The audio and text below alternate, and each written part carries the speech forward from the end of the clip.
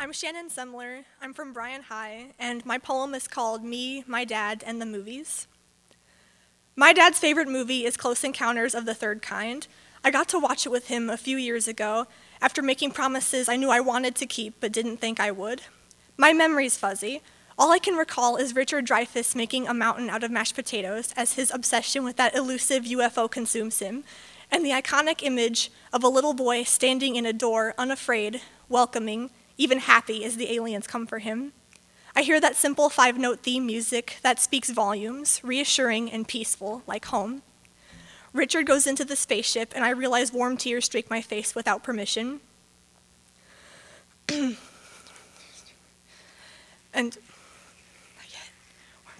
Warm tears streak my face without permission, and for all I can't remember, this film has struck me the way it must have struck Dad long ago.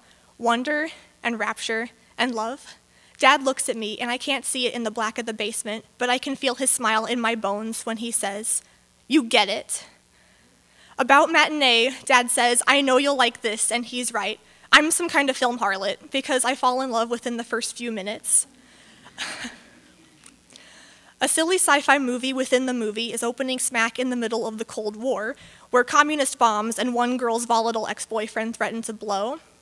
But when a teen boy says actors are his friends, I wonder, is this how Dad felt when his older brothers had no time for him and his Air Force father's return was impossible to predict? Did the escape welcome him with open arms, as it did for me, in this family of dreamers looking for new territory? Contact is another favorite of Dad's, and it makes the tears resurface. They first appear when Jenna Malone loses her father, and when she's Jodie Foster and she's searching for signs of life she can feel out there, they explode out of my eyes. Minority Report grabs me and drags me along for the ride, and by the end, when future cop Tom Cruise exposes his corrupt superiors, my throat wants to crack open to tell Dad thank you, but it's still clamped shut by amazement. Needful Things turns out to be my needful thing, and for all its dark humor and Max von Sydow as a devil in disguise, Dad loves it, and so do I. The faculty joins us together in mutual awkwardness, because after aliens infect a small town, the alien queen decides it's a good time to reveal herself, in more ways than one. It doesn't sit well with Dad, and I don't sit well next to him thinking of how young Jon Stewart makes my everything weak. I watched The Thing with a boyfriend who is no more, and now that he's gone, I realize I've wasted one of Dad's favorites.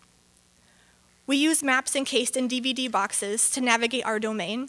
He knows these places. They're ingrained in his memory, and he's showing them to me so I can keep them. We are bonded by the film stock in our veins, and I may not remember all about all that I see, but all that I want to see is just me, my dad, and the movies.